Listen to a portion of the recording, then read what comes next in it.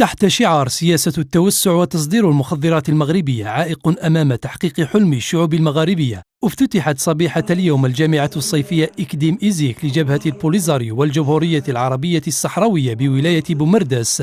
مسؤول أمانة الفروع والرجل الثاني بجبهة البوليزاريو سالم البصير أكد للشروق نيوز أن الشعب الصحراوي مقتنع أكثر من أي وقت مضى بأن ما أخذ بالقوة لا يسترد إلا بالقوة. لا ينزع إلا بالقوة، صحيح.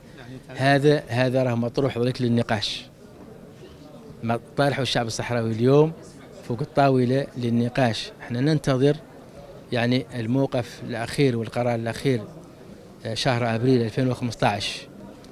الأمين العام للأمم المتحدة قال في تقريره الأخير على أنه 2015 سنة حاسمة بالنسبة للقضية الصحراوية. من جانبه أكد السفير الصحراوي بالجزائر أن تعيين المبعوث الإفريقي في الأراضي الصحراوية المحتلة جواكيم شيسانو يعزز التقرير الأخير للأمين العام للأمم المتحدة. هذا التعيين أثار حفيظة النظام المغربي.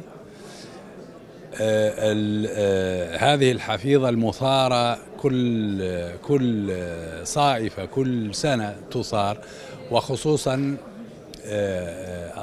أثارت حفيظتم لأن القرار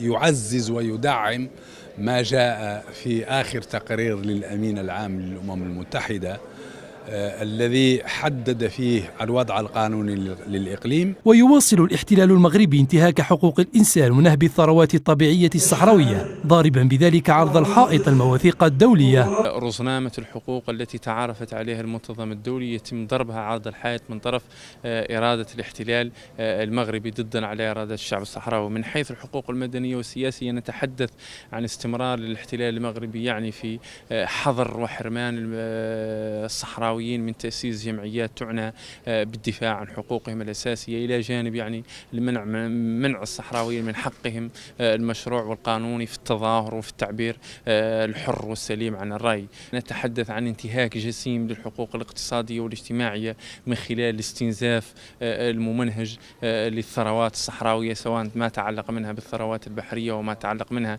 يعني بالثروات الباطنية، خاصة يعني معدن الفوسفات الذي يتم استنزافه بشكل يومي وبشكل شنيع من طرف الاحتلال المغربي.